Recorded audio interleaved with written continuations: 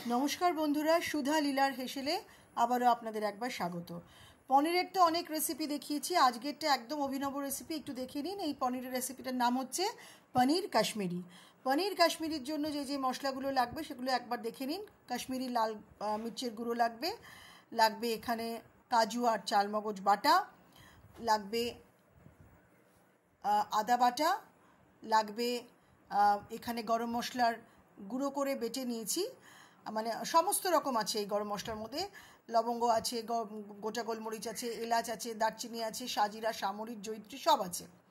আচ্ছা, তারপরে এখানে আছে কিছুটা কাশ্মীরি লাল মির্চের গুঁড়ো। তো আপনাদেরকে বললাম যেহেতু কাশ্মীরি পনির, লাল মির্চের গুঁড়োটা কিন্তু একটু বেশি লাগবে, মানে কাশ্মীরি লাল মির্চ যেটা। হলুদ নিয়েছি আমি এখানে, শুকনো লঙ্কার গুঁড়ো নিয়েছি, নিয়েছি টক দই, নিয়েছি বেশ কিছুটা কাঁচা পেঁয়াজ, আর যেটা বললাম গরম মশলার গুঁড়ো মানে জল আমি পুরো বেটে নিয়েছি, পেস্ট করে নিয়েছি, আদা বাটা নিয়েছি, একটা গোটা বড় টমেটো নিয়েছি আর কিছুটা পনির। প্রথমে আমি কড়াইতে সাদা তেল দিয়েছি, আপনারা সাদা তেল বা ঘিতে করতে পারেন। পনিরগুলোকে চৌকো চৌকো করে কেটে একটুখানি লাল লাল করে ভেজে নিতে হবে। এরকম স্পুন দিয়ে ভাজলে কী হয়, প্রত্যেকটা পনির আপনারা ভালো করে ভেজে নিতে পারবেন। তারপরে এখানে আমি কাঁচা পেঁয়াজ দিলাম, কাঁচা পেঁয়াজটা দিয়ে খুব ভালো করে নেড়ে ছেড়ে এখানে টমেটোটা দিয়ে দিলাম। টমেটোটা দিয়েও একদম সমানভাবে খুব ভালো করে ভেজে নেবো, যাতে টমেটোটার সাথে পেঁয়াজটা একদম মিশে যায়। তারপর ওই যে আমি একটুখানি কিছুটা পনির, প্রায় ধরুন 10 গ্রাম থেকে 20 গ্রাম মতো পনির রেখেছিলাম, সেই পনিরটাও এখানে দিয়ে দিলাম, দিয়ে খুব ভালো করে পনিরটার সাথে ভেজে নিলাম। এবারে ওই পুরো জিনিসটাকে একটা মিক্সিতে আমি পিষে নিলাম। দেখুন এরকম পুরো একদম ফাইন পেস্ট হবে। এবার আবার কড়াইতে সাদা তেল দিয়ে বেশ কিছুটা জিরে ফোড়ন দিলাম, আর পনিরটা তো আপনাদের দেখিয়ে দিলাম কিরকম লাল লাল করে ভেজেছি। এবারে ওই যে পেস্টটা আছে, যে পেস্টটা আমি করলাম পনির পেঁয়াজ আর টমেটোর পেস্টটা, ওই পেস্টটা প্রথম দেবো। ফার্স্টে এখানে সাদা তেলে জিরে ফোড়ন দিয়ে এই পেস্টটা দিয়ে দেবো। পেস্টটা দিয়ে খুব ভালো করে ভাজতে হবে। তারপর দেবো আদা বাটা।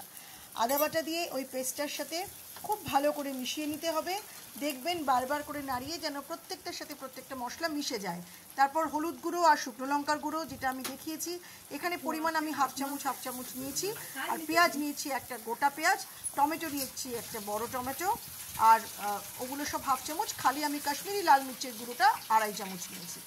তো এখনও কাশ্মীরি লাল মির্চের গুঁড়োটা দিইনি। এবার দিলাম আমি কাজু আর চারমগজ বাটা। কাজু আমি এখানে 8-10টা কাজু নিয়েছিলাম, আর চারমগজ প্রায় 1 চামচ মতো নিয়েছি, টিস্পুনের 1 চামচ নিয়ে আমি এখানে সেটাকে বেটে নিয়েছি, জলে ভিজিয়ে নিয়েছি, তারপর বেটে নিয়েছি।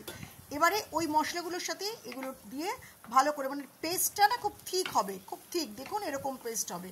মাঝে মাঝে একটু জলের ছিটে দেবেন, কিন্তু একদম কারি করবেন না, জল টালটালে যেন না হয়, একটু ড্রাই হবে এটা। আর এবারে আমি কাশ্মীরি লাল মির্চের গুঁড়োটা দিয়ে দিলাম। এবার কাশ্মীরি লাল মির্চের গুঁড়োটা দিয়েও সমস্ত মশলার সাথে নাড়িয়ে নিলাম। এবারে মিক্সিতে যেটুকু আমার জল আছে, মিক্সি ধোয়ার ওই জলটাকে দিয়েই আমি এটাকে নাড়াবো।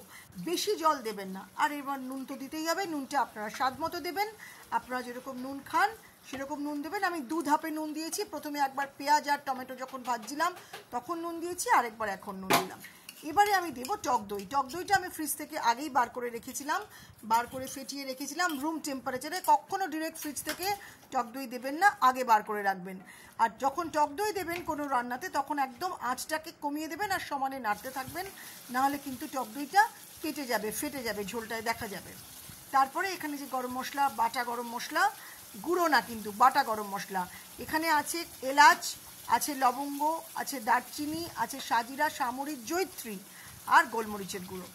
তারপরে লাস্টে হচ্ছে আমাকে পনিরটা মিশিয়ে দিতে হবে। এবার পনিরটা মিশিয়ে দিয়ে ভালো করে নাড়বো, কারণ অলরেডি আমার সব মশলা দেওয়া আছে। আর নামানোর আগে একটুখানি কসুরি মেথি স্মেলের জন্য, গন্ধের জন্য দিয়ে দেবো।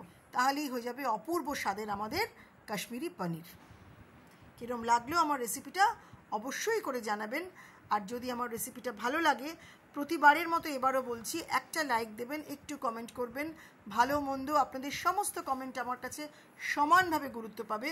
আর শেয়ার করবেন যদি রেসিপিটা ভালো লাগে, আর সাবস্ক্রাইব করবেন। খুব ভালো থাকবেন, আনন্দে থাকবেন, খাওয়া দাওয়ার মধ্যে থাকবেন। নিত্য নতুন রেসিপি নিয়ে আমি যেরকম আসছি সেরকমই আসতে থাকবো। আপনারা পাশে থাকবেন এই আশায় থাকলাম, কারণ আপনাদের ভালোবাসা, আপনাদের সাহচর্য, আপনাদের মানে ইন্সপিরেশন না পেলে আমারও কাজ করবার ইচ্ছে থাকবে না। ভালো থাকবেন, দেখা হবে খুব শিগগিরই আরও একটা ভিডিও।